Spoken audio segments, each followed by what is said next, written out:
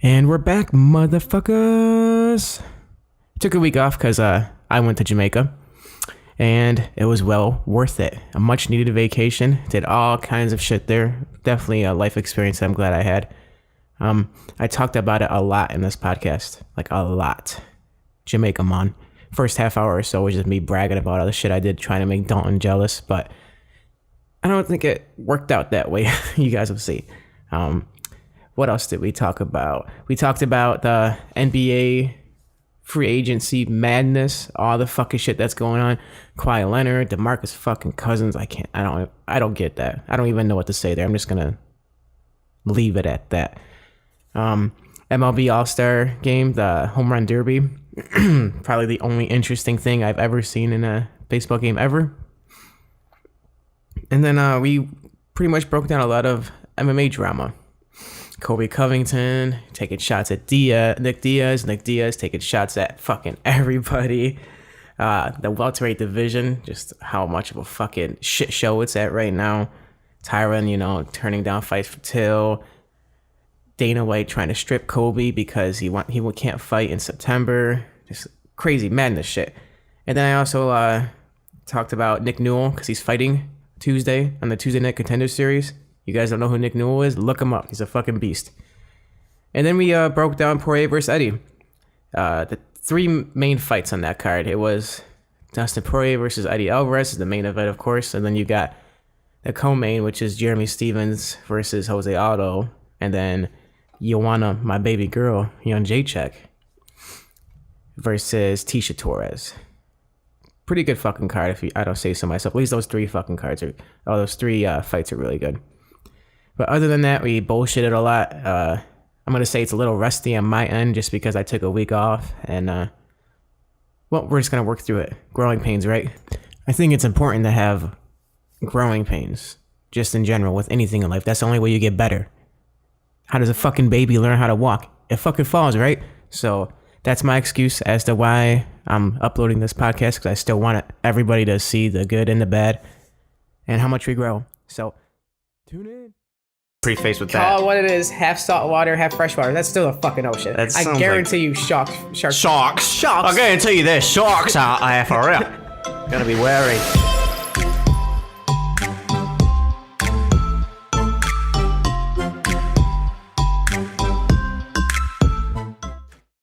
Hey, we made it. Mama, we made it. We gotta do one more. Oh, was it 14? No, 13's the one. Oh, we gotta go past 13. Yeah. I thought once we got 13, we could just stop. No, we gotta do at least one more, unfortunately. Oh, man. Are you recording? Yes, Nick. Should we do a sound test? Hallelujah. Hi. Hello. Do I sound good? No, you sound like a wet anus. It sounds like my voice isn't Clear. Yes. Pleasant. clear. Interesting to hear. The mic is not doing its job, is what I'm saying. You expected Mike to do all the work for you? Yeah. I'm not homeboy who fucking commentates for the Clone Wars. Why is that your first go-to in announcer? I don't know. That's the best voice you can think of? No, Bruce Buffer has the best voice. Bruce Buffer? He does not have the best voice. In For any way, an shape, or form. announcer, yes, you said announcer. So maybe you should choose your words more wisely before you try to get into a debate with me. I need to choose my friends more wisely, clearly. So what's been up, man? How was Jamaica? You went on vacation. Do you remember? Yes, I do. It's been a while. Was fucking Jamaica. It was Jamaica. You're right. I'm surprised, but So- okay. Let me break down what happened on the very first fucking day. Okay. For the folks that don't know, I went to Jamaica at an all-inclusive resort in Montego Bay. It was the Rio Reggae. It's an all Is that what it's called? only resort. Yes. The real reggae? Yeah. And it's all-inclusive, which means unlimited drinks, alcohol, food, a bunch of food.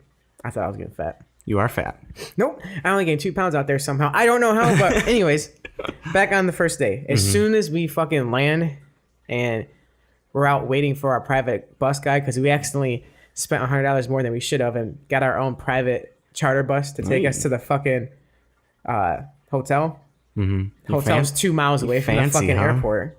Zero reason why I get a private guy, except for this reason, because as soon as we got in the bus, he goes, "What's up, my fellow Jamaicans?" And then like never we're all heard that. just talking like small talk. I'm asking about Jamaica and shit like that because I'm like fascinated about the landscape because it's kind of reminded me of California, like big ass hills and What? houses built on big mountains that like you're not used to that shit in Michigan. Okay, like you're used sure. to regular plains and a bunch of trees and shit. It's like the opposite. Plains? You see a lot of plains in Michigan? Like a plain of grass.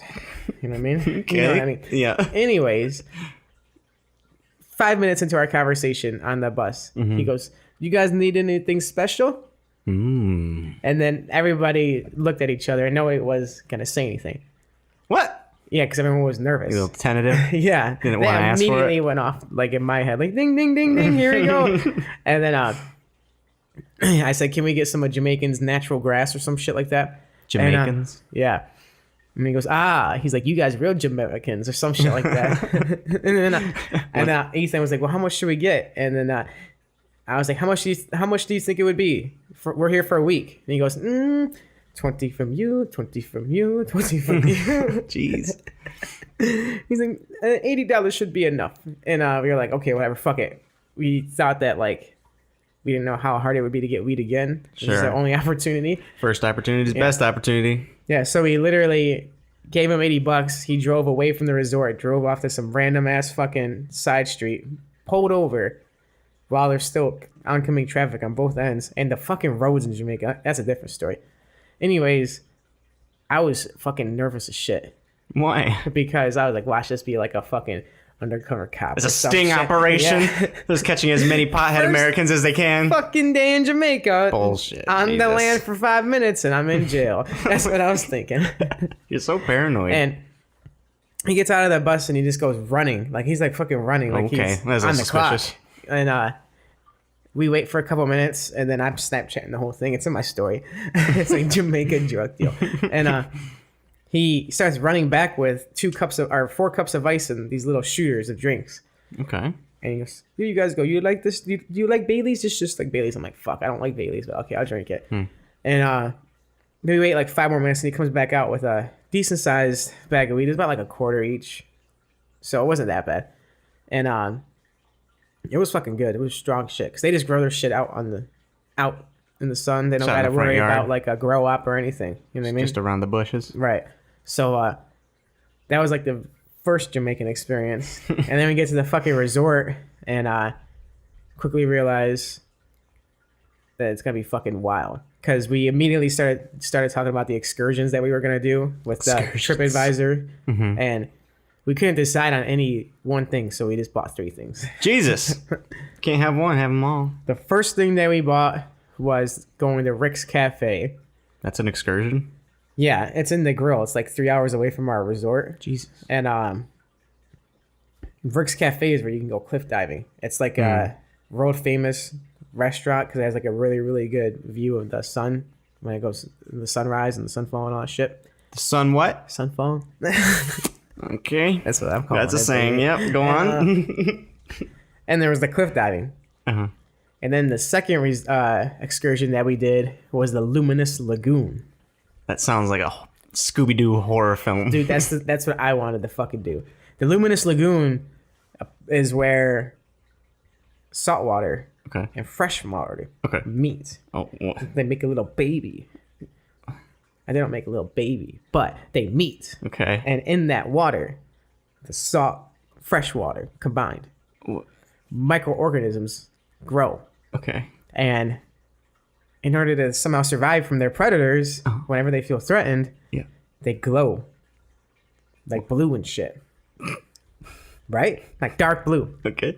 And I don't know why you're laughing at me. This is the same fucking David Attenborough bullshit that we keep doing. Don't interrupt me. You asked. Do not I wasn't gonna say anything. laugh at me in my expense. I'm trying You can not laugh to. with me, but I'm not Okay, laughing yeah, right I'm now. totally laughing Anyways, with you. back to the story. So that was the second fucking excursion. I'm not gonna break it You're down. not gonna yet. make it to it? I spook you off of it? Come on. Yeah. And then What was it like diving into the water? And like, was it like I was small nervous as glowing balls or what? What was it? First of all, it's at night. in the fucking ocean. I would not have done that. Let me also preface with that. Call it what it is, half salt water, half fresh water. That's still a fucking ocean. That I sounds guarantee you sharks. Sharks. I'm going to tell you this. Sharks are IFRL. Gotta be wary. For real, I had my Crocodile Dundee going on this shit. You could not do an Australian accent. Not trying, apparently on accident. But they just told us once we got to the area, like, go ahead, dive in. So like everyone was like a little tentative at first. And I was like, fuck it. Let's just do it. Oh, so man. me and Sam got up and we just fucking dove right in. And I kind of cheated because I wanted to see what the water looked like before we went there. So while we were waiting for the boat, I went onto the pier and I went by the water and I splashed it with my hand. You idiot. You're so impatient. Whenever the water touches any Thing. thing that's not water, I guess you could say, Sure. that whole body of water glows like a lighter blue than the dark ocean water at night. I see. So it's like if you dunked a paintbrush with light blue paint on it and just like swiffled around. It's like, you know, those little lights that you crack at night you give your little children and they put around their neck and shit. Sure. Children or people Yeah. at raves, Yeah, rape people and shit, you know, LSD people. Yeah. Like that underwater, but it's like a light blue. Interesting. It was fucking sweet, dude. The more you moved, the more blue came. But I was like nervous. Like the more I moved, the more I was gonna look like a seal. The more attention you're gonna make, and yeah. Then, the more I look like a seal, the higher odds of me getting fucking bit. So God. I was like a little nervous about that. I wouldn't do it, honestly. You would. I have like a weird, no, I don't. I have like a weird You were fear with of the us, you sea. would have. And especially when it's dark, you can't fucking see 10 feet away from you. Dude, we didn't fucking swim in the pools like at all. We were in the pools one time. We were in the ocean a lot. We were taking advantage man. of not being in the ocean, That's not good. not living next to the ocean. And it's fucking dope, dude. The ocean's awesome. One of the nights me and Sam were walking by the beach, the coast, and it's night out. So I had my flashlight on my phone out, and I'm looking at the water. And the water's kind of clear. Where we were staying, it wasn't super clear, like Works Cafe. You've seen the pictures. Yeah. It was beautiful. At our place, it was just clean water. And you could see about like 6 feet out in the water. And we're seeing these crabs walking around, these hermit crabs that are underwater. There's regular big crabs just fucking walking around. Where we walk and swim, no big deal. I didn't even notice them when it was fucking daylight. They probably get bit up and shit. And there's a bunch of fish there too. Did you catch any? Try to. I put my foot next to where they were because they only came in when the tide came in. They're like these little tiny fish. Uh-huh. And they're like maybe like 3 inches tall. Tall? Long. And so I put my foot there to try to catch them because they're too fucking fast. So I put my foot there when the tide comes in to block the water. When the tide comes out, I trap them. But those little fuckers just wiggled away. They felt weird. They were like translucent.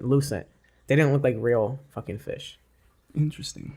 Yeah. That's an interesting way to try to catch fish, for sure. Surprised it wasn't successful. But It was fun. Hermit crab. Saw one of those as well. Bunch of lizards. sounds like you went to a zoo. The Zoo of Jamaica.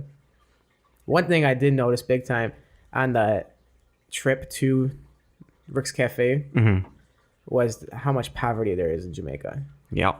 Like there's a lot. And I had such conflicting thoughts the whole time I was there. Feel like you couldn't enjoy yourself? Part of me felt like I felt bad just being an American. Like, So privileged. yeah, I felt very privileged. Another part of me felt guilty as fuck for just being at some kind of all-inclusive resort there, living it up while their civilians are like struggling, you know? And then there was parts of me that thought, well, maybe this is helping their economy because that's what a lot of them were saying. Like, Jamaica used to make their money from sugarcane. Right. And then they got outbidded and everybody else was selling their shit less than them, so they couldn't sell anymore. And they didn't have any other niche market to make money off of. No exports So or they're anything. right. So they're losing a lot of money, and the Caribbean TripAdvisor, all those people bringing up these tourist attractions and shit, apparently is like bringing their economy back. That's not surprising. How much money did you spend there? That's like a roundabout. A lot. A lot, right? Yeah. So that's you. I spent like fucking $200 on weed alone. Oh my god, dude. We got fucking. Maybe baked. you're putting your money in the wrong places of the economy, but at least you're trying. That's for sure. But it was fucking crazy just seeing their lifestyles. It made me think like, if I was born here, what are the odds of me having like the goals that I have in life now? Like my goals, if I was living in that lifestyle, would be just to have a fucking normal house. Like that'd be like I fucking made it. A normal house, yeah, not Something with a dirt floor. Their houses, a lot of them don't ever get finished built. Don't ever get finished built. That's right. Yeah. No, it's not. Apparently, that's one of the bus drivers said. We were asking him questions about it, and he said that a lot of Jamaicans can't afford to buy a house or build a house. So what they do is they build them as they go. Like as they work, they'll build them. Just piece by piece. And sometimes people don't. A lot of the times people don't finish them. Because when you're driving around the coast, they got these houses, and I'm looking like these all look abandoned. Like there's fucking missing windows. There's no door and shit. But no, motherfuckers live there. And those are like the nicer houses with the beach view and shit. So it's like, goddamn. Yeah. Gives you a perspective. Like I'm over here bitching about my shit. Our America. apartment is kind of small. We could use some more square footage, an extra room. We get too much fucking central air. It's bringing our bills up. And I shit. know. Our electric bill's way too high because of all our fresh air conditioning. God damn it. But overall, the trip was fucking amazing. It was a life experience that I'm glad I had. Oh, that's good. I have zero buyer's remorse there at all with anything I bought. Anything? That DVD you guys brought home was a little whack. It was just some Jamaican dude recording the line that you were standing Recording in. what though? The line you Why were don't you standing tell in. the audience what we were doing? Climbing a waterfall. Can you say that again? You were in a line to the top of a waterfall. Climbing the waterfall. You were in a line going up some stairs of a waterfall. Not the whole video. That's just one portion of it. That's all we watched, basically. No, you not remember the pools of water that we were in, taking pictures, group pictures and shit? Well, yeah, but there was That like was, like- 2 pictures of you and then 100 pictures of everybody else that went through the park. That's true. And then they Hey. charge you $40 for that shit. The price was a little high, but if I watch it 5 years from now, I bet you I'll be happy I I bet you bought won't. it. Yeah, for sure. That was that was my third excursion, which I didn't even think I brought up. Going Yeah. up the waterfall. We climbed, that was a package deal. That excursion was like $170. But listen to what Jesus. we did. We get on a boat. We go like, I don't know. We drive. Wow, great explanation. we- Holy shit. Listen, motherfucker. Okay. We went out to a bunch of coral. Coral? Yeah. Carl. Yeah, we were like, I don't know how far we were from the coast. It was pretty far because I couldn't see it. So we were pretty far out there. And we're in this crystal fucking clear water. Crystal clear. Mm-hmm. And all you see is fish everywhere. That was the most nervous I was in the ocean. Just because of the fish? Just because I'm in a huge body of water and I can see what's going on around me. If I can't see, What? then you got that false sense of security that you just say in the back I feel of your like that's head. the opposite. No, there's nothing around me. Everybody's telling me it's safe, it's safe. But I do not. The last thing I want to happen is me looking down at little cute fish and some coral and shit, and I look to the right and there's a a big fucking shadow. shark just with its face wide open, like coming at me. Well, if that's happening to you either way, wouldn't you rather see it coming? No, You can prepare for it. I would much get rather. a punch to the eye ready. I'd much rather just fucking You just accept it as happening. don't ask, don't tell, motherfucker. I do Jesus. not want to know.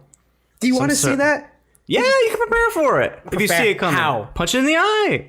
There's no way you can reflex punch in the eye, but if you I'm at talking. least see it coming, No, I'm not gonna get Kamehameha this fucking shark and get ready from and then try to punch him. Are you stupid? that's not what I'm talking about. I'm not like saying prepare for 5 seconds and get your punch ready. Falcon. I'm just saying if you see it, you have a better chance of dealing with it.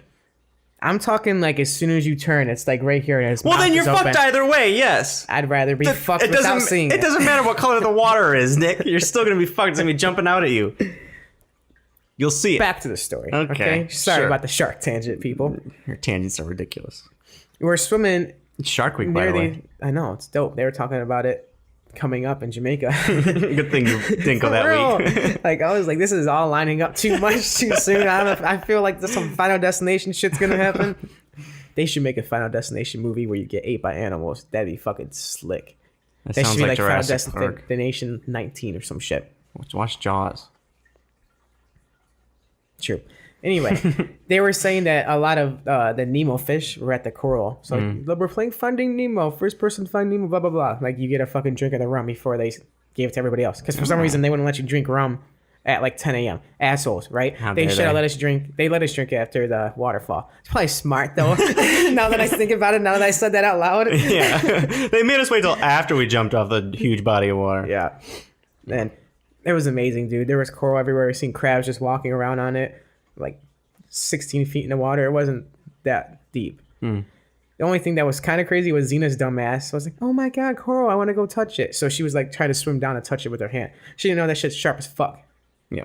Yeah. So Should she cut herself up? she didn't touch it because I yelled at her. Oh, good. Last thing I need is you getting all bloody and me getting bit because of it. Why would it attack you then? I don't know, because I'm fucking sick. Oh my god. You're just some kind of... I don't know what to say to that. So you had a good time in Jamaica. Mm-hmm. It was an eye-opening experience. Yes. Lots of drinks, lots of food. Everybody got wasted except me and my sister. Everybody had a day where they wasted their whole day. Yeah, I remember you saying on day 2 or something that Sam was already done. Day 2. It was like day 2, o'clock. like noon, yeah. Yeah. I got a text saying, look at this bitch. It was just her passed the fuck out. I thought she had alcohol poisoning. Jeez. She literally threw up until like 9 p.m. Yeah, that's from rough. like noon. God. I'm not even exaggerating. She threw up like 18 times that trip. Ooh. Yeah. Take it easy, Sam. It was Zena's fault, my sister. We were all drinking, having fun. You know those Arctic cups that she got, those big ass cups? She, at the all-inclusive resort, you have your own liquor dispensers in your room. Fucking dope. So we had one that was full of vodka. So she made us both drinks and in the Arctic cups because we were going to go by the beach. So we didn't have to constantly go back to the bar. Sure. And it stayed super cold and shit. She drank that whole fucking thing. And she put 6 shots in that thing. So she had that. And then her and Zena kept going up to the bar and getting drinks. Because he's like, oh, girl, do a shot with me. And Sam's like, oh, like they were all drunk and having a good time. Sam's fucking funny when she's drunk. She has no filter. So great. whatever she thinks that's like a shit talking stance, she just fucking goes with it. throws it out there. Yeah, and I just fucking die laughing. God. She's a character for sure. I go to the room for 1 second.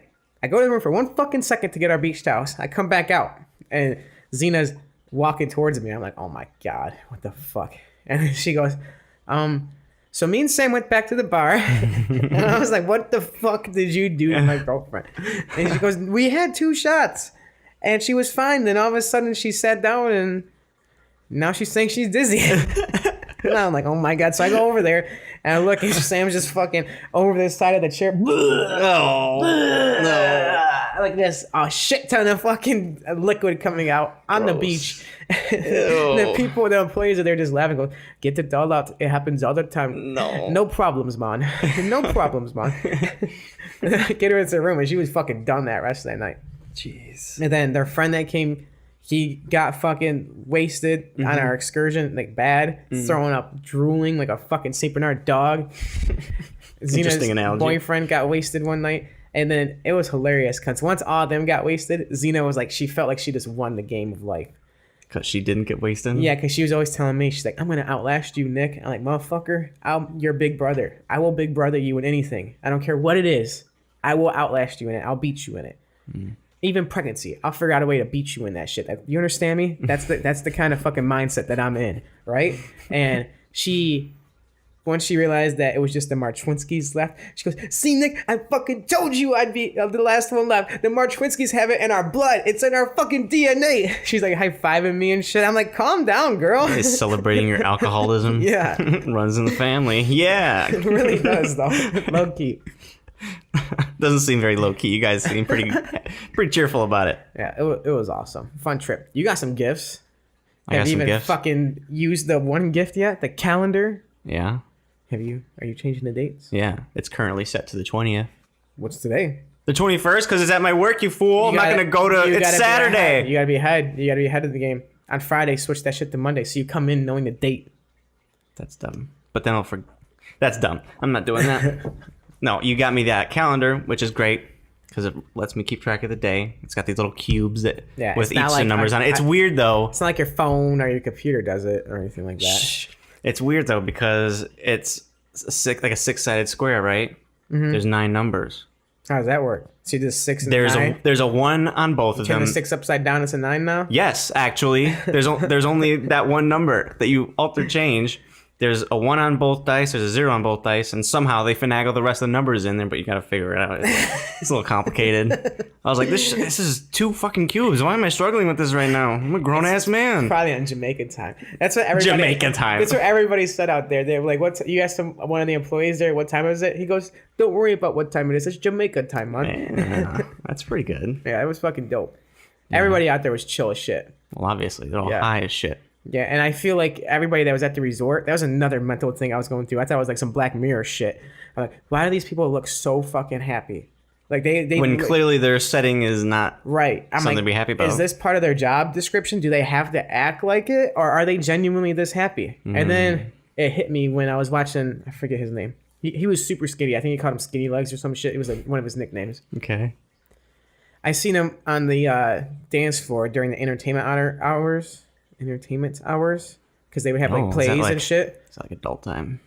No, not like adult time. You Oh, fool. okay. They did have a twerk play one time. A twerk play? Yes, there was. I'm people going to fucking Jamaica. twerking on stage. You know, Book my ticket right now. And the person that was training them in the morning, because in the morning they do their rehearsals, it was some pregnant bitch. Yeah. I was like, God damn, she's in good shape for being pregnant. She looked pregnant as fuck. She's up there twerking. Did you see the baby twerking? I'm like, this is Cardi B in real life. Oh, Come on, no. man, this is awesome. And shit, what was my story? Oh, he was fucking tangent. Yeah, sorry. He was ecstatic up there on stage. And then afterward, he's out talking to everybody at their tables who are drinking and shit. And he's out there having a good time dancing and taking pictures and shit. And I seen him the very next morning, like 5 hours later. And he's fucking doing the ecstatic. same thing? Yeah, happy and shit, taking pictures, dancing. And I was like, they probably live in the resort, right? They probably have like their own room or something. Like if they're here all the fucking time. Yeah, And if that's the case, then maybe they're like, they get the buffet. They like this is like the fucking life for them. You think, getting the resort is like winning? Yeah. So maybe they're just happy that they made it. Or I could definitely see it just being their job. I hope it's And not. you got to be happy, otherwise you go back to being completely poor. That makes me feel bad though. It should, yes. It's awful. You're supposed to feel bad about that. But it's not in your control. It's not like it's your fault. I tipped well. Well, that doesn't help them. But okay, whatever. At least you tried. I tipped them well. It's a thought that counts. You give them money. I know that. $1 American dollar is 110 Jamaican dollars. How much you tip? Like $1 a drink. Almost every single time. Sometimes a 5. Like at the end of So the night, you tip somewhere between $100 to $500. That seems like a large gap, if you ask me. I think it's fair. So what did you do when I was fucking living it up? What did I? Nothing, actually. I thought you were gonna burn the fucking apartment down for sure. Listen, man. I learned my lesson. I didn't cook a single thing the whole fucking time. The entire week that you guys were gone, let's see, what did I survive on? I went out to eat almost every single day. Almost. Towards the end of the week, I kind of tapered off. I bought myself some frozen meals, some frozen chicken, lasagna, this ridiculously large thing of mac and cheese. Did you smash it? I smashed it. I was living it up. I watched a couple movies, Ready Player One, Thor Ragnarok. These are great movies, by the way. You've already seen Thor Ragnarok. I've seen it multiple times. I don't know why. It's just a great film. I don't know if you realized it. The bromance between Thor and Hulk, man. That's the reason why. It really is, yeah. What else I do? I wanted to try to keep up with you guys in terms of smoking weed, but at the same time, it was weed that we had all paid for. So I felt bad smoking it myself. She said that you smoked once a day. One bowl a day, no more. No less? Potentially less, sometimes. Do you want to know how many times I smoked a day? A lot more, I'm sure. We brought a Rello box. A what? A Rello box. Rello. Like the cigarillos, the cigarettes you open, you make your blunts out of. Mm. Fucking, you call yourself a weed smoker. I don't. It's a I've 50 never pack. called myself that. 50 pack. Mm-hmm. We had like 2 left by the end of the trip. Jesus. You were there for 5 days? Yep. Oh my God. Jeez. We were like chain smoking at one point. Oh my God. You call yourself a weed smoker. You get that special kind of buzz, you know what I mean? When you're Special. like, you're beyond baked and then you're drinking, so you got that drink buzz too. And then you're on the fucking beach. And there's Smoking weed at the music same going time. off, and you're in Jamaica. Drinking champagne on an You airplane. got that kind of buzz. That was I got nice. you. I got you. Do you know who James Gunn is? Who? James Gunn. No, is he Jamaican? No, he's not Jamaican. I mean, I guess he could be, but he's a little scrawny white dude. He is the Definitely not Jamaican. He's the director of Guardians of the Galaxy. Oh, this guy. Was the director of Guardians of the Galaxy, I should say. As he's been removed by Disney as the director of Guardians 3 for some offensive tweets. What were the tweets? Well, there are things that he You briefly told me earlier, so I don't know the deets. Yeah, there were these little edgy jokes that he posted like 8 fucking years ago, like Are you 20. gonna say it before you defend his case? I'm getting there. Let me tell my story at my own pace, okay? You're like, it's these these jokes like That's not what I said. 8 years ago, That's not what I said. something like that. It was over exaggerated just to prove your point. You know it. Straw man argument. Anyway, so these jokes were actually brought to light by some disgruntled right-wing blogger named Mike Cernovich. Right-wing blogger. Yes, he's an avid Trump supporter, and James Gunn is a known Trump criticizer. I didn't know right-wingers had bloggers, if I'm being honest. I feel like that'd be too unmanly. You know what I mean? Well, I doubt he considers himself a blogger. He's a social media activist. So he likes to bring these kinds of... Did you hear that? Yeah, so trip me the fuck out. Sorry. What was I just saying? Be a professional. He was a big driver of the whole Pizzagate fiasco. Do you know what that was? Briefly, I kind of heard Eddie Bravo talk about it. Some internet retards decided to run this story of Democrats who were accused of running a satanic pedophile ring in a Washington, D.C. pizzeria. Wasn't it true, though? No, obviously not. Why the fuck would Hillary Clinton and John Podesta have a pedophile ring in a pizzeria? Dude, that building didn't even have a basement. I wouldn't even be surprised. The Clintons are fucking gangsters. Well, anyway, the point is that this Mike Cernovich guy likes to run whatever story hurts people who go against the right wing or the right side. But I will tell you some of the tweets because they are pretty edgy. Here's one. This hotel shower is the weakest ever. Feels like a 3-year-old peeing on my head. Next. Okay. Eagle snatching kid is what I call it when I get lucky. What?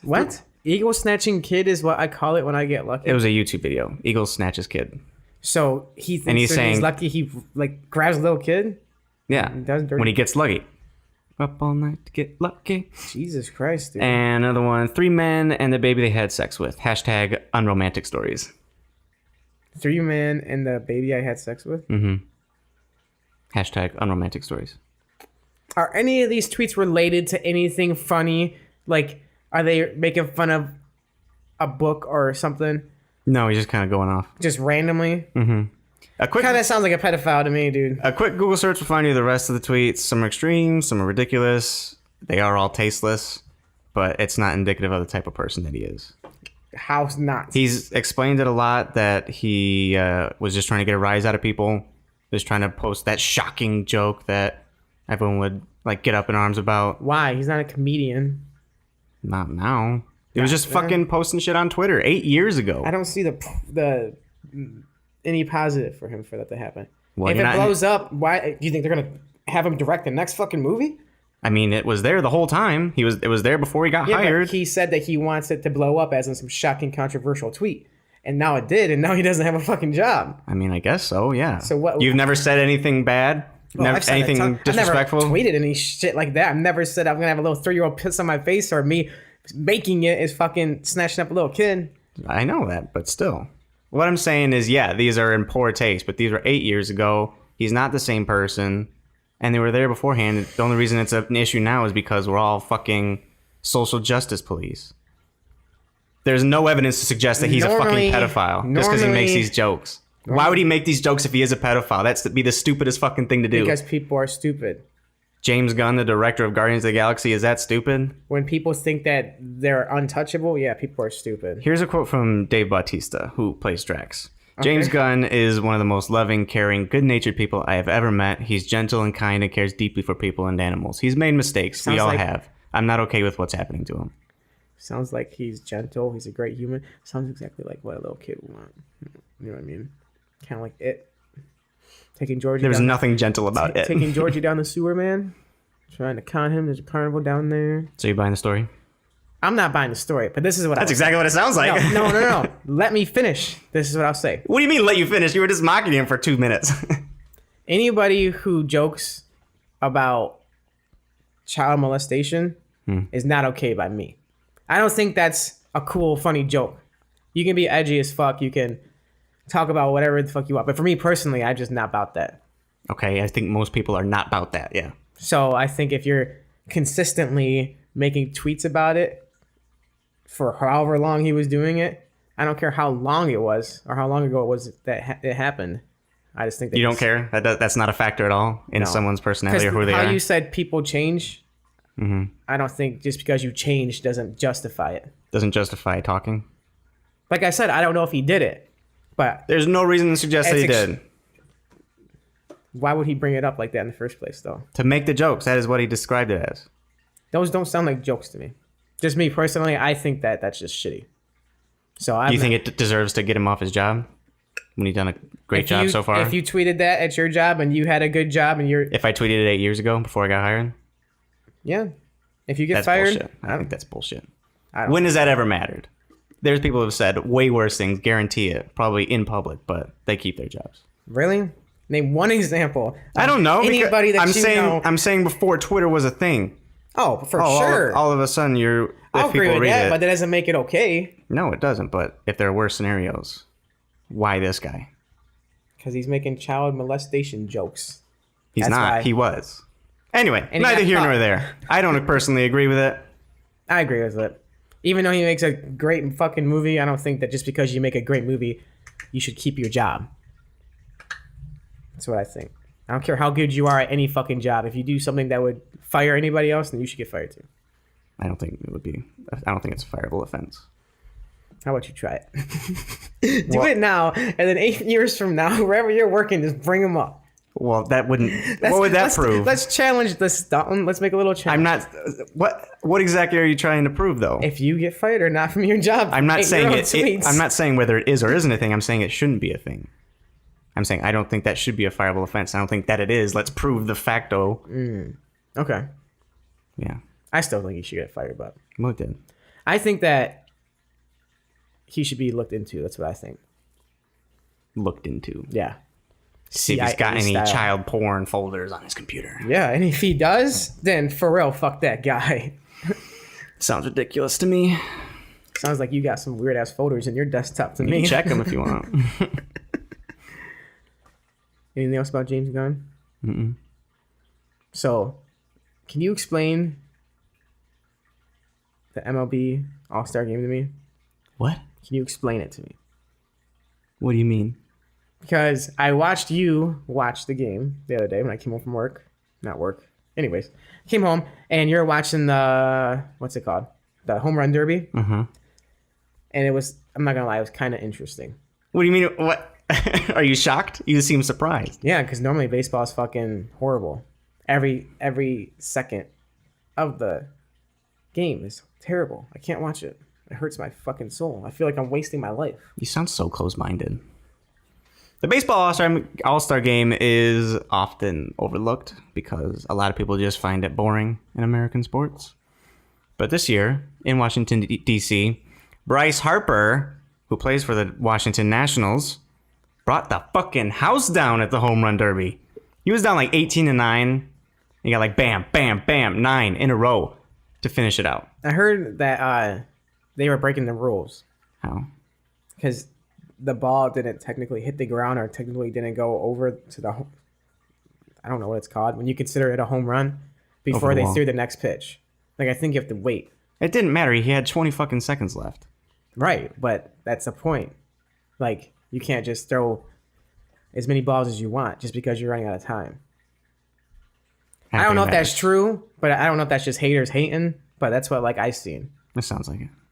It's probably haters hating. But that's the part that was I couldn't believe that he fucking clutched it at the end like Yeah, that. you were talking so much shit at the time. I thought he was choking. You did too. I didn't say that.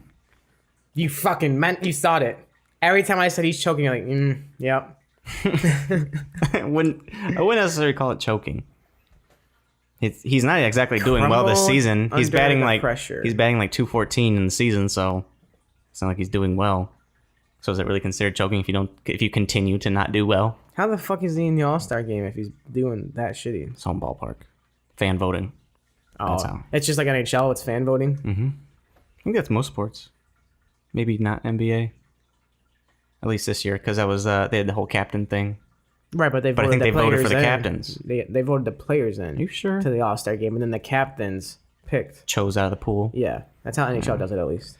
In the actual MLB All-Star game, God damn it. The actual game itself was also pretty exciting. How about you turn that off, huh? Don't just keep snoozing it. I thought I did. I literally snoozed it once. Anyway, so it was like a 8-6 final with the last winning runnings being off a walk-off homer from Alex Bregman, who was also in the All-Star game, but he lost in like the first round. Guess he made up for it though. He's in the home run derby, you mean? What did I say? All-Star game. Yes, the home run derby. But he made up for it. So which team won? The American League? So don't they get a home field advantage for the World Series? I think so. That's crazy to me. Is it? You want it to mean something. If it doesn't mean anything, no one will watch it. That's why no one watches the NFL All-Star game. Right. But at the same time, that's a huge impact. Then you should fucking win, huh? No, I don't think that's fair. Motivation to try. It's not a huge thing. Home field advantage isn't huge. No. Not huge. Maybe not in baseball. It definitely is huge in basketball and hockey. 1,000%. I need to see some statistics on that. Anyway, speaking of basketball.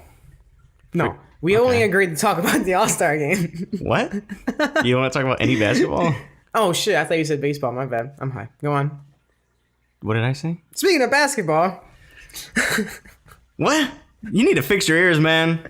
Anyway, NBA free agency. It's a little too wild for my taste. I went off this fucking ride, I think. Let me start you from the top here. So Michael Beasley, I'm sure you don't know him, but he was on a former Miami team with LeBron. And he was actually still on Miami last year, and it was their leading scorer, I believe. He joins the meme team Lakers with LeBron, Rondo, Lance Stevenson, JaVale McGee. So why is that the meme team, first of all? Because they're a bunch of ridiculous characters that you wouldn't expect to be what? marquee signings to put around LeBron. Is Rondo a character? Rondo's a character. What kind of character? Would I like him? Yeah. What's his personality? He's a take no shit kind of guy. And he plays the game fundamentally. He's said he's excited to instruct Lonzo. Lonzo? Oh, because he's a point guard? Yeah. So will he be their starter or their off the bench? I don't know. I don't really know the answer to that for any of these guys they're signing. I don't know what role they want to fit him in. JaVale McGee will probably be a starter. Maybe Beasley. I don't really know. So is Beasley good or no? He's a good scorer. Will he be good with LeBron? Will he thrive with LeBron? Everyone thrives with Or will LeBron. he J.R. Smith it with LeBron? Hopefully he doesn't J.R. Smith it. He has the potential to J.R. Smith it, though. But he's never forgotten the score of the game, so that's fine. Meanwhile, NBA sweetheart DeMar DeRozan got traded for a fucking mute orangutan with a hard-on for Cali. A what? A mute orangutan with a hard-on for Cali. Kawhi Leonard. Speaking of Kawhi Leonard from the San Antonio Spurs. I like it. He was traded to Toronto for DeMar DeRozan, and Toronto also got... Jakob Poeltl. Yeah, Jakob Poeltl, and Toronto also got Danny Green. Is Danny Green good? Danny Green's pretty good. But the big issue is that the Raptors owner told DeRozan that he would not be traded. Right. And then he got traded. And DeRozan has been with Toronto for like 9 fucking years. He's taken them to the playoffs so many times. Is and he he's drafted by them? I think so. But the only issue is he's gotten swept like 3 fucking times now. It's not only his fault. True, but if you got to make a change. He definitely crumbled under the pressure against LeBron. Yeah. Which now he also has to deal with San Antonio since he's in the West with LeBron. Right. It's hilarious. Who do you think won the trade? I don't really know. It depends on how well both of them play. I think San Antonio won the trade for sure.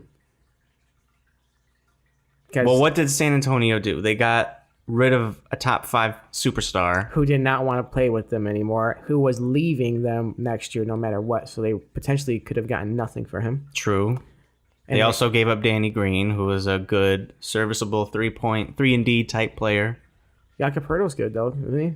He's pretty good, but he doesn't fill that role. I guess Sure. DeRozan then fills that role, but then who fills the defensive capabilities that Kawhi brought? Because DeRozan doesn't. Well, bottom line is you're not going to get a Kawhi Leonard caliber player. That's true. By trading Kawhi Leonard when you know that he's going to be gone next year no matter what. Yeah. He's not happy there. Everybody knows it. He's either faking an injury or your organization doesn't believe him and thinks that he's nursing an injury. Neither is a very good option. Right. So I think that they got a lot for their situation. And I think DeMar DeRozan is a really, really good player to have on your team. I feel like he's a guy that's going to be very loyal. Well, yeah, that's the whole thing. He's this enormously loyal guy, Yeah. and he gets treated with no loyalty whatsoever. At Toronto, But maybe him under Greg Popovich might be really, really It's good. not like they're showing a lot of loyalty towards Kawhi. well, Kawhi kind of burned the bridge. Kawhi didn't say a single thing throughout this whole He fiasco. requested a trade, though. Says all these third parties. Did he ever deny it? He has never said anything. Dude, it's probably true. Literally ever in his life. He's just on mute.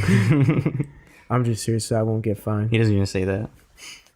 I guess the strategy makes sense, given for Toronto that the alternative is to just get kicked out by Boston or Philadelphia. So now you think Toronto's a better team? I mean, yeah, we're replacing DeMar DeRozan with a top 5 player, both offensively and defensively. I guess I never really watched Kawhi, so Yeah. I don't. Well, you just got I into don't see basketball it. and he hasn't Yeah. played this season, so He hasn't played the past 2 seasons. the only thing you see is when he owns your ass in 2K. Yeah, he does beat my fucking ass. So that should be your biggest indication. But I just think that's the that, same thing. yeah, just not to us, though. I'm sure we could handle it tomorrow. I just think they could have improved their team in a less destructive way. Because, Toronto? yeah, Toronto, because if they don't trade DeRozan, then, and they get kicked out of the playoffs again, then they're probably going to be in rebuild mode. But now you got Kawhi, who doesn't want to be in Toronto at all. Like, Are you sure? he wanted to be in Los Angeles. There are 2 Los Angeles teams they could have traded him to. There are 4 teams in California they could have traded him to. Yeah. There are 29 in America they could have traded him to. They shipped him out of the fucking country. He has stated he does. Well, Because third fuck parties have stated that he has stated that he does not want to be in Toronto. Yeah, well, because fuck you, Kawhi. That's why. Yeah. So now what do they get? They get a top 5 superstar for a 1-year rental, and then he's going to California. And now you're in the rebuild again. Yeah, so So I guess if it's going to happen either way. I guess when you put it that way, then it's not as crazy of a trade. Yeah. But I still think they would have been competitive, even if, With DeMar, yeah. yeah, for sure, long term. That's what I'm saying. They could have improved upon what they already had instead of just throwing in a new blueprint. Do you know who's still a free agent? The center of Houston. I forget his name. Clint Capella. Yeah, he's still a free agent. Think he wants more money, yeah. They were trying to offer him like $84 million. Well, how are they supposed to sign Carmelo then? I don't know, dude. I cannot believe that. I feel like that's Poor gonna decision. be It's a poor decision for everybody. the bane. It's going to destroy that team from the inside out. Yes, It's going to be a cancer. Cancer Melo. it sounds like what Melo is. He demands. He demands all these minutes and doesn't produce, yeah. Yeah, I've seen some like clips of him like when he was training with LeBron on the Olympic team. He does not put a lot of effort in. really. Yeah. You can see like in his workouts, they were doing like some horizontal leg raises, or I guess whatever the term is. And he was just not trying. A leg press, maybe. Sure. Well, with no weights. And he was just not trying at all. Was LeBron going ham? Oh, yeah. And you could tell LeBron was pissed about it too. Because he wanted him to try, obviously. And look, it sounds like Melo is the guy that's extremely naturally talented, So he thinks. but he's also extremely arrogant. So he feels like he's better than everybody else. So therefore, he doesn't need to put the work in. Yeah. Almost like BJ Penn. Sure. But BJ Penn at least won. Yeah, BJ Penn's still a dog. Yeah. But Carmelo will post some Instagram video of him putting up shots in a hoodie or something, and it'll be like, putting on the grind. And then everyone will expect him to have some kind of bounce back year, and then it won't happen. He does not look like he lifts weights at all. I don't think he does. I'm not confident that he does. But yeah, So that's do you think basketball. Houston's going to be good? You know, obviously Houston's going to be good. No, I mean, are they going to be better with Melo on their team? I don't know. Shit like that where, you know, it should be good on paper, but it's up to the personalities. It's so hard to fucking predict. Because these guys are goddamn divas. It's honestly surprising. All that money. Straight to their head. Are you familiar with the phrase crabs in a bucket? What? Crabs in a bucket. Crabs in a bucket. Crabs in a bucket. Is this a Jamaican term? No, it's not a Jamaican term. Not everything is Jamaican, man. Crabs in a bucket, Mon? Just because you say it in a weird, poorly done accent doesn't mean that it's Jamaican. What is it? It's a way of thinking best described by the phrase, if I can't have it, neither can you.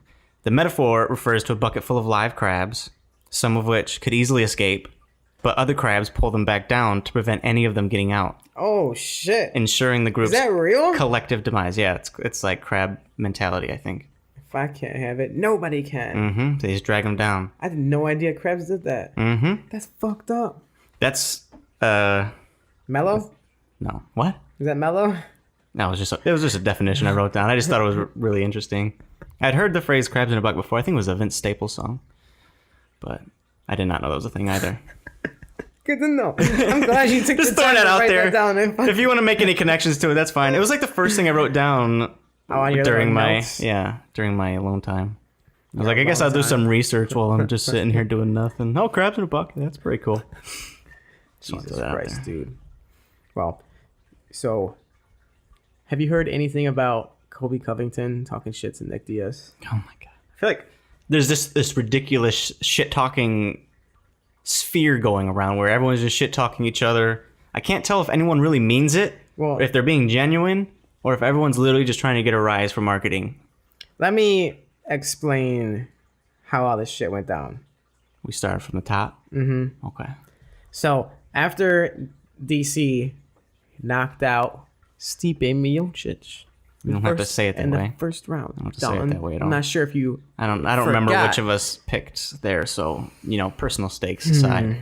After he knocked out Stipe Miocic. We heard you. If you don't know Dalton. I remember. Okay. And Brock Lesnar came in God. and made a scene. The big WWE straight scene. WWE style. Yeah. Nick Diaz posted, "Sick of all this baddest men on the planet bullshit. I'll fight for any title at any weight. UFC wants to make BS WWF fights with guys that fight like shit and put on an act." And then he tagged DC. DC would look way worse than I did in this pick if he fought Anderson the way I did, but instead he decided to wrestle fuck him for 5 rounds in front of his whole life. Wait. Found in front of his whole life. In front of his whole life?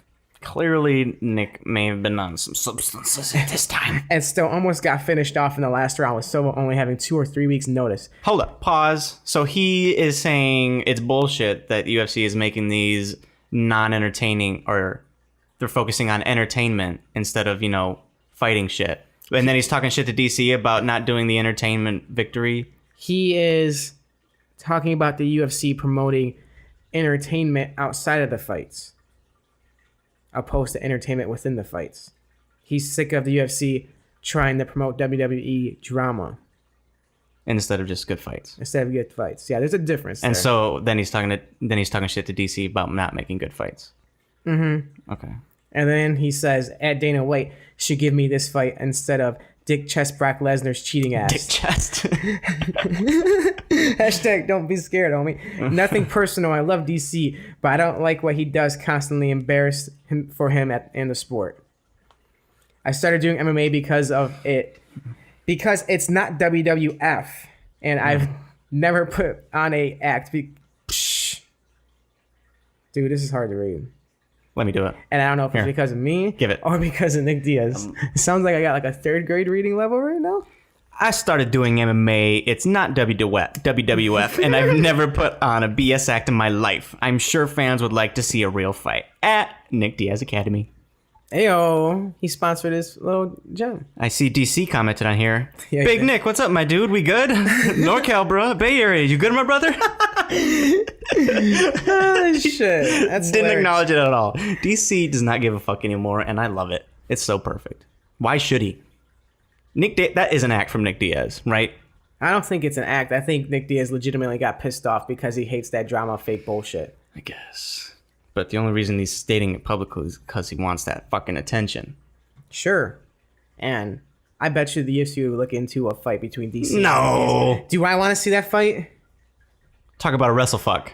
I do not want that fight to be made. No. But if they did make it, I'd watch it. Obviously. I'll say that. You fucking kidding me? The shit talk from Nick Diaz in that fight would be something spectacular. Well, I But mean, it'll do be not think spectacular it no would matter be what. Do not think it would be a good night for him. No. Anyway, so he put that shit out there, getting mad about, Dick Chest, Brock Lesnar. That's the funniest shit. And then Kobe bounced back and said, "Holy shit, Nick Diaz 209.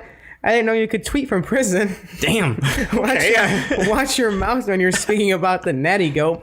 You're only beating women these days. You ain't beating anybody relevant, you fucking loser. Shut your fucking mouth before I shut it for you, homie. Hashtag NerdBash 2018. Jesus. Went hard. Unnecessarily, I feel. I think this is a great fucking marketing move by This is what I mean. Kobe It's just Covington. DC's just having the time of his life. Nick Diaz is talking shit to him. Brock Lesnar's talking shit to him. And now Kobe Covington's talking shit to Nick Diaz, talking shit to DC. And then Nick Diaz talks back to Kobe Covington, talking to Nick Diaz, talking to DC. The only reason why Covington's talking shit about Nick Diaz is because Kobe Covington doesn't like John Jones, so he talks shit about John Jones, and John Jones talks shit about Kobe Covington. And You mean John Jones Daniel Cormier? No. John Jones talks shit about Kobe Covington. And John Jones beat DC, so Kobe is celebrating DC's great victory. Say, fuck you, John Jones, that could have been you, but you're a cheating loser, some shit like that. Kind of nuts, right? Yeah. But I think that'd be a dope fucking fight. Nick Diaz versus Kobe Covington. Yeah. That'd be a good comeback fight for Nick, I think. I agree. I feel like Kobe Covington is not going to knock out Nick Diaz. And it's just going to be a ground game, and Nick Diaz fucking lives on the ground and guard. Only thing I can definitely see the GSP effect happening, though, because say what you will about Kobe Covington. Say that he's cringy. Say that it's all an act. He rehearses it, whatever. He is a good fighter. True. He fucking out-hustled RDA. And RDA does it to everybody not named Khabib or El Kukui. Eddie Alvarez. No, that wasn't like a 5-round grueling fight. That was just the first round knockout. He got caught several times. So repeatedly. Yeah. But Kobe Covington versus Nick Diaz, it's either going to go... There's so many ways. Standing up, Nick Diaz will win. I think Nick Diaz would put the pressure on Kobe. So you went and he from would a couple ways to many ways to just one way? No. I said standing up, I think Nick Diaz is the only person that can win standing up. I don't see Kobe knocking out Nick Diaz. I don't see Kobe outstriking Nick Diaz. If it goes to the ground, I can see Kobe wrestle fucking Nick Diaz for 5 rounds, like he did to RDA. Like I can see him not getting submitted by Nick Diaz. Right. He can keep pressure on Nick Diaz just enough to keep him on the ground, do minimal damage, and keep himself at bay from a triangle, from an armbar, from something slick in Nick Diaz's guard. Right. Or he could get submitted. That's how there's several ways for Nick Diaz to win, Only one way for... and there's only one way Kobe can win. That's the decision. I'd be shocked if he finished Nick Diaz. I don't care how long Nick Diaz has had off. Yeah, I'm with you on that. In other drama news, There's more! there's a lot of fucking drama in the That's what UFC I'm this saying. week. And it's in the welterweight division. You knew Kobe obviously just won the interim title, right? Like, when was that? Like a month ago? 3 weeks. 3 weeks ago? Yeah. They were talking about stripping Kobe Covington. Like dancing or... Stripping the title from him. Oh, much more serious. Because... Don't look at me like that. Well, spit it out. Because Woodley wants to fight in September. And Kobe is declining the fight. And people are saying... Kobe's saying he's injured. Other people are saying he's ducking him, blah, blah, blah, blah. I obviously think that he's just not ready for the fight. He just fought 3 weeks ago, and you're trying to make him fight already in a month? Yeah. That's kind of shitty. Especially now with things like what Holloway's going through.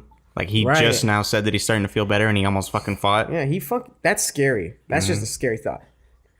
It's crazy how much the UFC is just a promotion. It's like they only care about business nowadays. Right. It's not how it used to be with the not Fertitta brothers. It's not even really a company. Yeah. And they honestly should have never made an interim belt in the first place. I agree. I think they did that because they were getting pissed off at Woodley, always Give complaining. him a little poke in the ass. Yeah, always complaining that he's getting the raw end of the deal, saying that he needs money fights, blah blah blah. Like He was being too whatever picky. your opinion is on that, I feel like the UFC made an interim belt to spite him, Yeah. and it kind of fucked them in the ass because now Tyron's ready to fight, and what are you gonna do? You're gonna make the champion wait until the interim champion's ready? Yeah, That's not how shit's supposed to backwards. go. And if you do that, then Tyron has even bigger case to say, like, oh, you guys are fucking me over every second you get. Certainly seems like it. But from Ariel Homani, UFC is currently discussing booking a Tyron Woodley, Darren Till bout Oh. and potentially stripping Kobe Covington of the interim title. I think I'd like that better. But Tyron Woodley turned down the fight against Darren Fucking Till. divas, man. This is what I'm talking about. They just can't do It things. is not like the old school MMA, dude.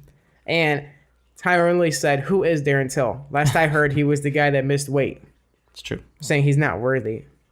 Yes. So I was with Tyron for the longest time. I agreed with him. I was He's like, I getting had shit his on, back. man.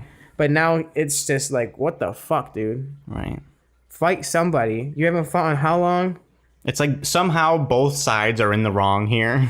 Yeah, and they're both like they're trying to be in the I wrong. know. Like one is trying to outdo the other. Oh, I'm gonna make me look less. You're being shitty? I'll show you how shitty I can be.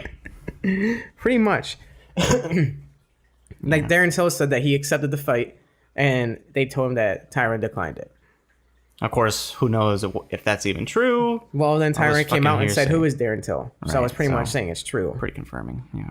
Who do you like in that fight, Till or Woodley? It's hard to pick against Woodley, I feel. It's almost like Wonder Boy versus Woodley. A little bit. I feel like Till would at least take the risks. I agree with that. I think Wonder Boy is smaller than Till, so he can't eat as big of a shot as Darren Till can. So I think Darren Till will be more inclined To let it loose. to let loose, get Woodley to feel that he has an opening, and take the chance of countering it instead of getting knocked out. Like Woodley Wonder Boy hasn't almost had a did. lot of pressure to put on him in any recent fights. Last time he Like, did was against Rory McDonald, Right. and Rory jabbed his face 3 rounds, finished him. Not finished him, but won the fight. So yeah, that pressure could be something that I think breaks it's a the fucking champ. amazing fight. Darren Till, I'm all on board with Darren Till now. Since he beat Wonder Boy, I'm all on board with Even Darren though Till. he was overweight. Yeah, but the story behind that, I think it's justified. I agree. As long as he's not a repeat offender. Yeah, as long as he's not lying about his girl, or I don't think it's his wife. As long as he's not lying about his girl's health. Mm-hmm. Because if you're lying about someone's health, then that's shitty as fuck. Absolutely. Another hot topic in the MMA world is Nick Newell. Do you remember who Nick Newell is? Vaguely. Is He he is- related to Gabe Newell? Who the fuck's Gabe Newell? He's the owner of Valve. What the Steam. fuck is Valve? Dota 2. Fuck that shit. We're talking about real MMA shit. We're not talking about games. Okay? Okay?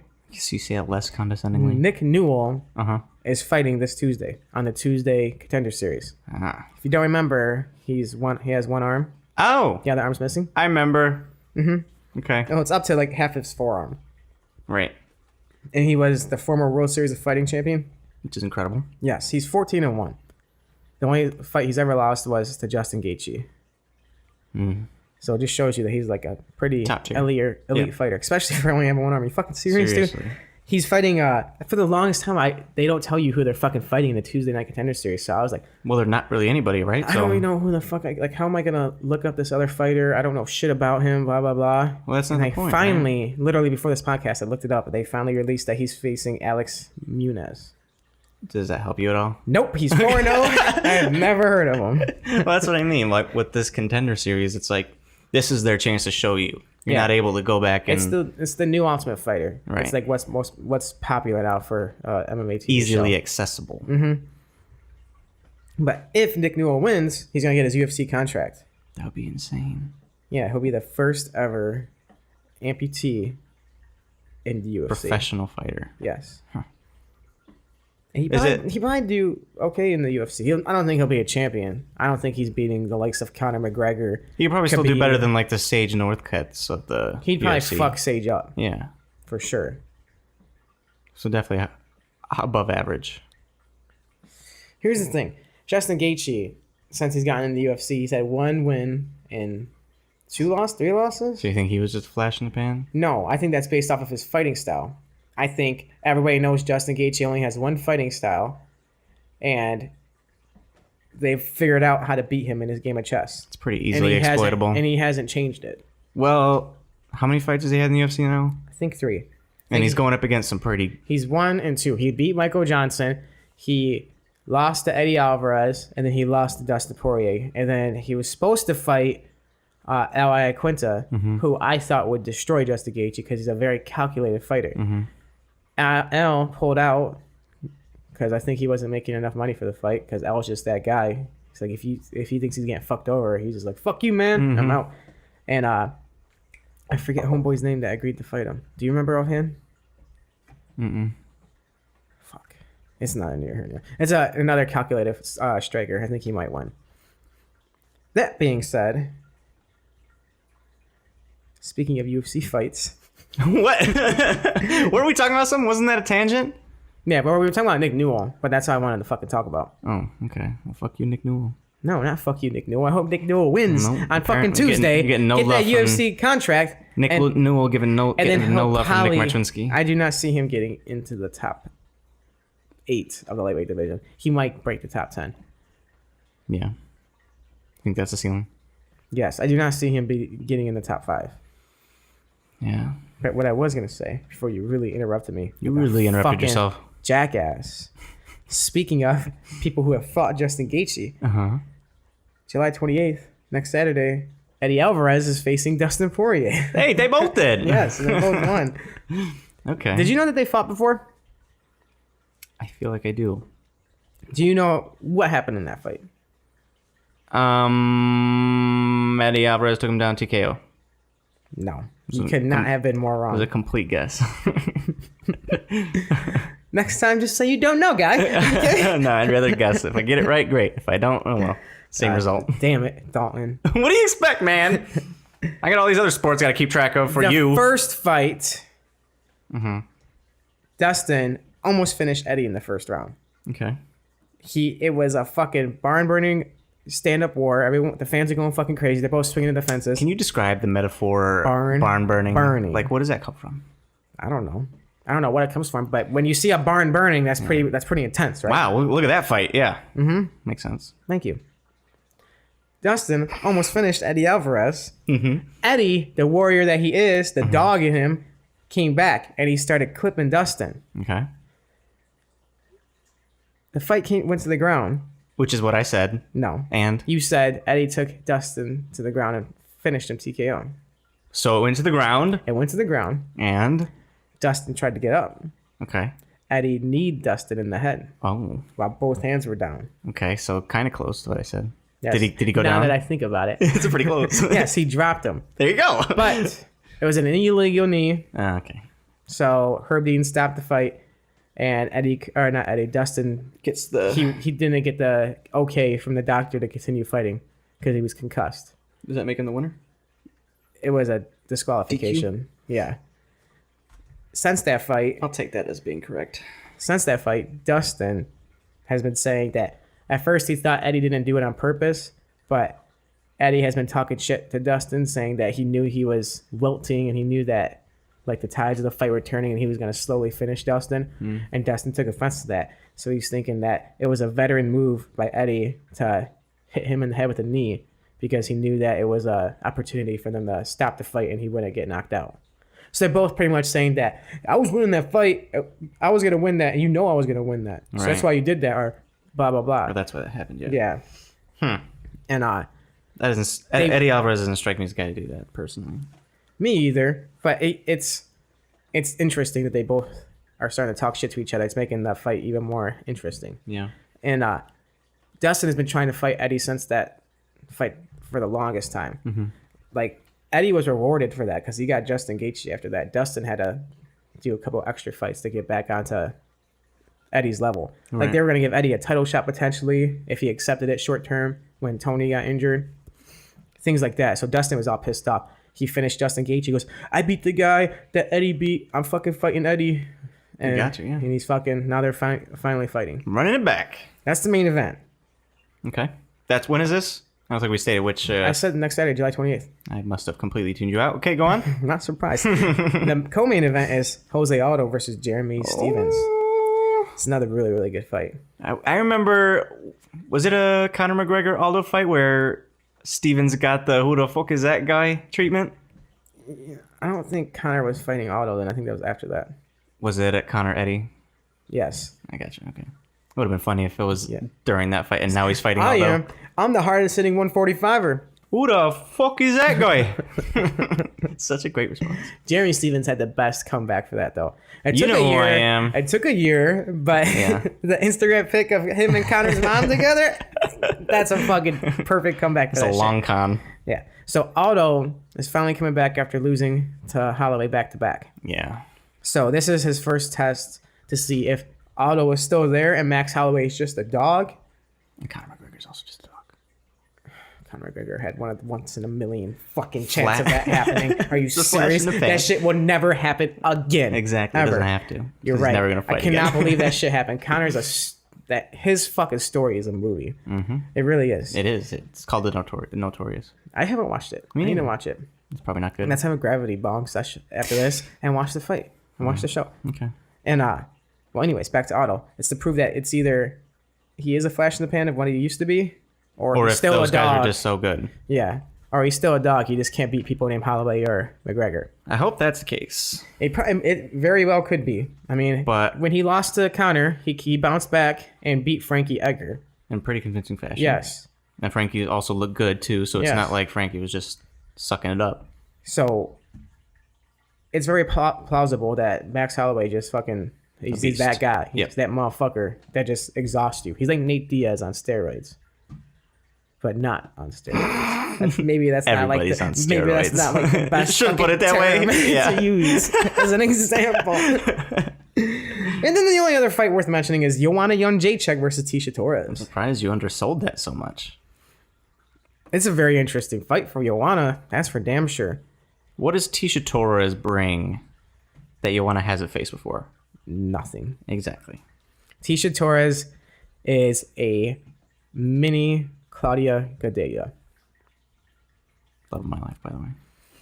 Man of your life, by the way. What? Whichever. Who said that? Big muscles? I'm not feeling it. Are you What? jealous? What? Jealousy? A little jealous. She got some nice You're back. jealous. Nice back on her. Yeah, you're definitely jealous. Tisha's, you know what's funny about both of them? They both lost to Rose. Yep.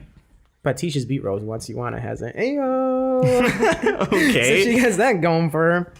But Joanna's only lost to Rose, obviously. She's lost her past two fights because they were both against Rose. Yep. And she's looking to bounce back. This is a fast turnaround from her last It fight. is, yeah. And I'm not sure what to think. Because after the second fight between Joanna and Rose, Joanna seemed like she was happy within herself. Like she felt like she won that fight, which I do not see her winning that fight. So I don't know if she's like delusional. A little bit of Ronda syndrome.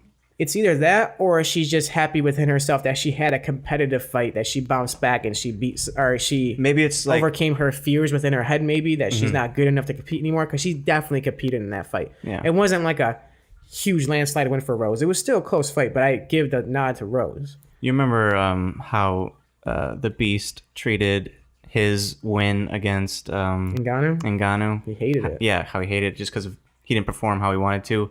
I think maybe Joanna's emotions after the fight is just her competing how she wanted to. She really did compete well, Right. and she competed like her old self. I just think she got bested by Rose. Right. So maybe she's just thinking, can't be mad at that. I gave it my all. I feel like I did what I wanted to do. If she's like that, then I think that's going to be a rough night for Tisha.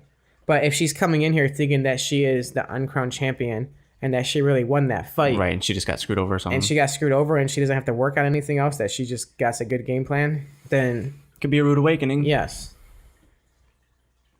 That being said, who do you got? Tisha or Joanna? Let's start from the bottom. You know how I feel about the Started Hispanic from the women. bottom, now we're here. Right. Obviously, You picking Tisha? You know you ain't never going to get her, right? She's engaged to Raquel Pennington. yeah. A guy can dream though, right? You can probably get yourself looking like Raquel. I can look like a manly woman is what you're saying? You're not going to be able to like get the muscles of a Raquel, True. but you can kind of look like a less masculine version of Raquel Pennington. I'm going to pick Tisha Torres. I hope she beats the fuck out of Joanna. Into an inch of her life. Damn, because she's Polish. Yeah, fuck Polish people. Damn, Polish power, son. I'm going all day. Joanna Jędrzejczyk. Poland didn't make it very far in the World Cup. Just want to throw that out there. Oh yeah, how far did England make it? Farther. At least they made it to the semifinals. That's great, actually. Oh, so they were like the fourth loser. Out of like 64 teams, that's pretty great. But what? They're still a loser though, right? Same thing as Poland. You're a fucking loser. Just saying that. I can see the evil in your eyes there. Holy shit. I wanted to murder you. If I had force powers right now, oh, How's Jesus. Tisha gonna win this fight? Pure will and not being a bitch or Polish. So how did Professional analysis right there. Can you like explain it to me in MMA terms? Okay, so what Claudia Gadelha exposed in Joanna is that she can get overpowered. For 2 rounds out of 5. For 2 rounds, yeah. But Tisha Torres does not have the same stamina issues that Claudia. I forgot about that. I forgot that this is only a 3-round fight. Yeah. So not going 5 rounds. This isn't championship Interesting. fighting. So this is... Tisha may be Tisha able Torres to- can win 2 rounds, right? Yes. Absolutely. She may be able to win 2 rounds. How did Tisha Torres lose her last fight? Was her last fight against Rose? I think it was. No. Her last loss was against Rose. Was it? Nope, it was a loss against Jessica Andrade. Right, that's what I thought. What happened there? I think she, believe she got out. Are you not looking at it right now? She got decisioned, yeah. Okay. So she can go the distance. She can stay alive. I'm assuming she can execute a solid game plan against Joanna. But like we said before, Joanna's... You're right. She definitely can. I completely forgot that it's a 3-round fight. I could definitely see Tisha Torres wrestle fucking, as Nick Diaz would say. It's a word of the day, apparently. Wrestle fuck. For 2 rounds. That being said, I'm sure Joanna, because she's at AKA... Or no. She's at American Top Team. Yeah. She's at a very, very...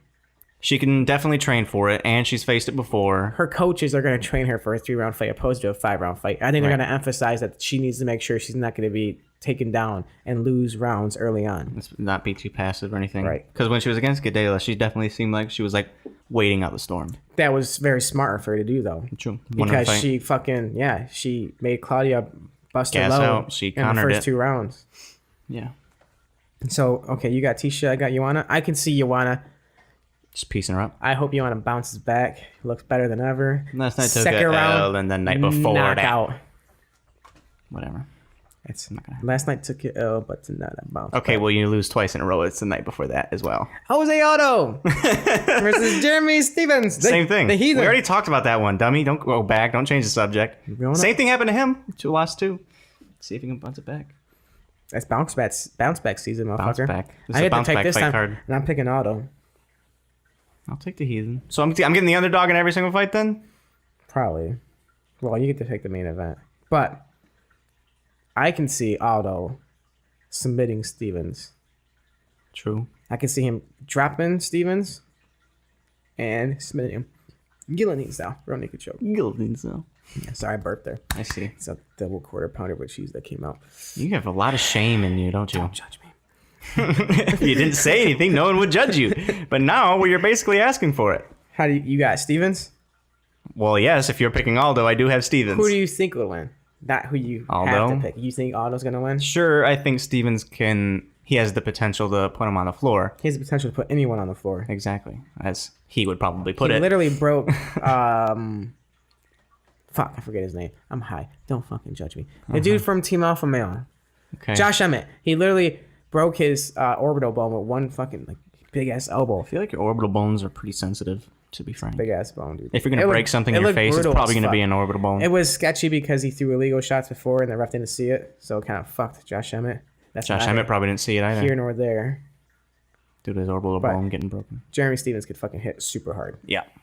So at least I got that going for me. Yeah, you got the the puncher's chance. That's pretty much all you got. Yeah. I definitely do not see Jeremy Stevens outclassing Jose Aldo and winning a decision. No. Someone getting I finished. think a lot of people forget how good Aldo is. No. He has well, it's someone- easy to. Yeah. Yes, I don't think it's easy to. Easy for, like, a casual He's lost fan, to 2 too. people. Yeah, you see 2 losses, and like, wow, he's lost it. He has the best leg kicks in the featherweight division. He's one of the most fast, explosive people in the UFC in general. And he has the championship mentality. It's true. He has been in a lot of wars though. So I guess Did they take their toll? I don't know. That's what I'm saying. When are we ever gonna see him start to fall off? Yeah. This is gonna be the fight that'll So this is determine determining whether or not he's already started falling off, or if he is, or if he still's got it. yes. Gotcha. Very, very interesting fight. And then Eddie Alvarez versus Dustin Poirier. I will take Eddie because he started to grow on me. Maybe it's just because I've been painting him and McGregor at my work during my lunches. So I'm starting to get attached to them as people. Why do you like? I feel like you don't like Eddie. I didn't because I was rooting for Conor during their fight. God, that fucking fight hurt my soul. Yeah, Eddie, he just couldn't deal with the lights, but I feel like he's shown the type of fighter that he is in the previous fights that he's been in. I feel like Eddie has bounced back from that fight. It's like that was the lowest best moment as that you he can had get. to go to really reach his potential. He accepted what happened, and he can openly talk about it without being delusional. That's or what, yeah. making excuses. That's why I'm starting to like him. I agree. That's why I like him a lot too. Okay, Dustin you're stuck with Poirier. Poirier. I'm not mad at that. Dustin Poirier has been looking amazing. He's been improving as a of lot. late. Yep. Let me tell you some of the people that he's beat recently. Okay. I'm trying to act like he's some amazing person, but I mean, Eddie, let's see. Eddie's beat these people too. Yeah. So his last fight was fight of the night finish against Justin Gaethje. Then before that, fight of the night finish against Anthony Pettis. Then a no contest with Eddie, and then he fight of the night beat Jim Miller. Then he lost to Michael Johnson, which was a fucking first round knockout. Just Michael Johnson's super fast and explosive. You can't have an open stand-up fight with Michael Johnson. It's true. You just get picked apart. Yeah, he's just super fast. If you get caught by him, you're done. But then before that, he was on a huge winning streak. He lost to Conor. Then he came back and started fighting at the light heavyweight. Beat Yancy Medeiros, Joe Duffy, Bobby Green. Then lost to Johnson. And then nothing but wins and no contest from there. Right. But the point of this is, in the past, whenever Dustin Poirier has had the opportunity to have like a primetime fight, a main event caliber fight, or a title shot fight, he's always lost. He's always... So he's like a gatekeeper. Right. He's always had that mental lapse in Barrier. his fucking head that stopped him from like performing to his true potential. Got you. And lately, he's been proving that he's fucking game. Like he's even talked about it. He said that he's never felt more comfortable in the fight game as he does now. He's never believed in himself as much as he does now, and now he knows what it takes to be a champion. Okay. And But would any fighter ever say anything otherwise? yes, No. I think fighters would say that in the past that they felt like they didn't have the same mindset or the same drive that they have now. I know Eddie has, yeah. Well, we explained that that's what happened in that fight with Conor. What? Eddie said that the lights got to him. That's what I'm saying, yeah. Isn't that what you're saying? No, What are you saying? I'm saying there's two different lights. Justin. Is there? Yes. Okay. Justin has lost when he's had the opportunity to become a champion or Dustin? fight for a championship. Yes. Eddie has fought for the championships. He's had many belts and many different, what do you call them? Fight promotions. So he's used to it. He crumbled under the pressure of a McGregor fight. So it wasn't the lights, it was the lights. It was the lights. You understand me? There's two different kinds of lights. I gotcha. Okay. So what does that mean for this fight? I think they're both extremely ready. I think this is a very interesting fight. I don't even know who to pick, honestly. Okay, well, try to defend your pick of Poirier then. I think Dustin Poirier is more technical standing up. I think his shots are more clean. I definitely don't think he wings as much as Eddie does. He's kind of McGregor-esque. He's more precise with his punches. That being said, Dustin has been known to be chinny. He was really clipped. chinny at 145.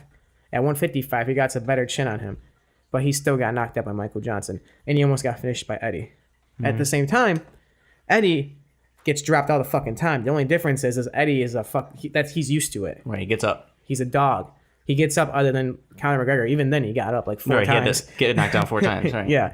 So it's going to be a war for sure. Either way.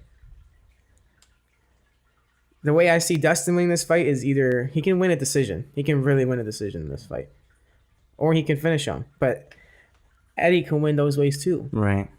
It's almost like two of Eddie's- the same fighters. Eddie's not going to win a stand-up decision.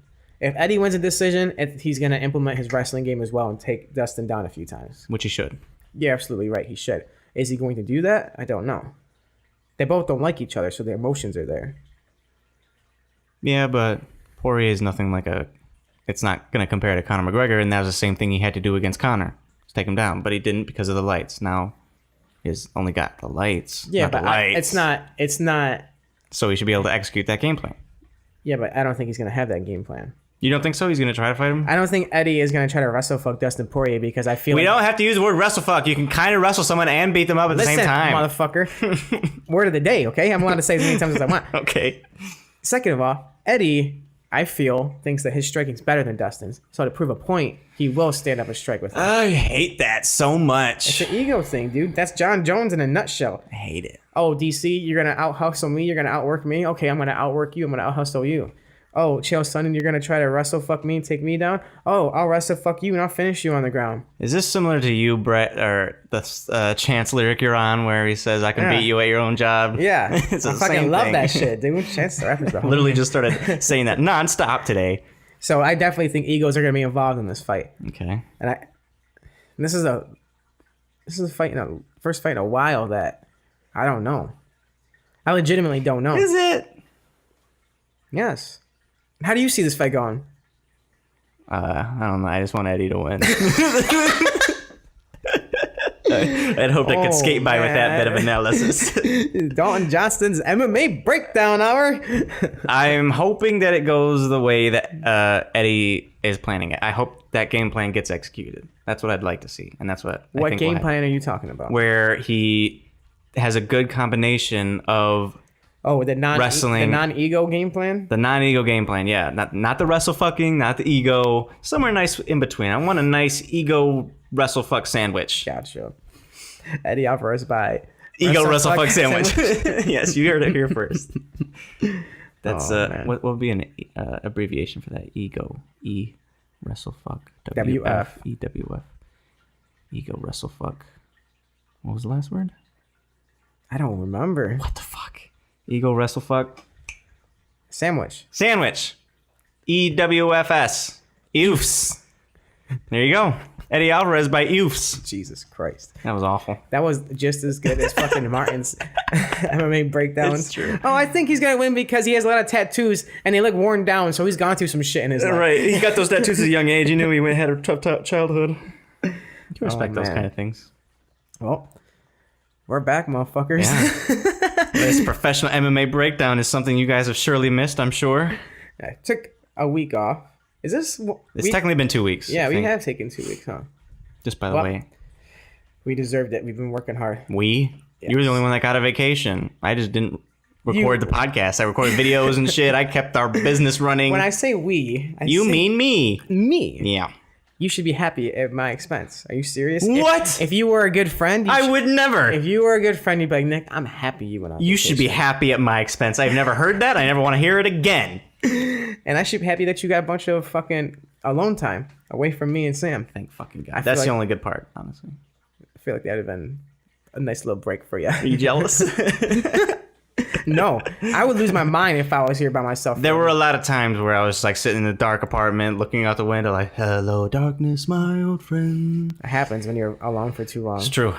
Start to get a little Your crazy. mind fucking fucks with you. But anyways, this has been Passive Aggressive. We're fucking back. Make sure Nick don't sing. Marchwinski. Don't do that. Don't do it. I don't want to hear that anymore. Go on, hear something funny. When I was eating at Sam's work earlier, Yeah. guess what came on? What? Just a small town girl Oh no! living in a lonely world. Every time Nick hears this song, he just has to sing it at the top of his If fucking you're- voice like he's at a Joe Louis arena. If you're a true Red Wing fan, every time you hear that song, you gotta go, born and raised in South Detroit. It's as obnoxious as it sounds, yes. And everybody looked, everybody was laughing. They were laughing. Yeah, it was a good time. Pam's face got super fucking red. Wonder why. Anyways, This is Passive and Aggressive. I already said that. Oh, I want to say it because I say it better than you. That's false. Okay. No. Don't forget to rate if you liked it. Even if you don't like it, rate it 5 stars, and we'll be able to tell which one was a real rate and Yeah, which we one was a hate I rate. can tell the sarcastic ones for sure. Yeah. Share the shit. Let everybody else know. You Put it got on any social media that you're on. I don't give a fuck which one it is. You got any friends who like listen to people bullshit for an hour and 10 minutes? It's only Weird been an hour and guys. 10 minutes. Hour 26 actually. I Yeah, completely see. lowballed that. Do not fucking discredit 16 minutes. A lot happened in that 16 minutes. A lot of good content. I'll probably edit it down to fucking 45 minutes. It's true. Watch it be 110. Anyways, this is Passive and Aggressive. We're out. See you guys next time.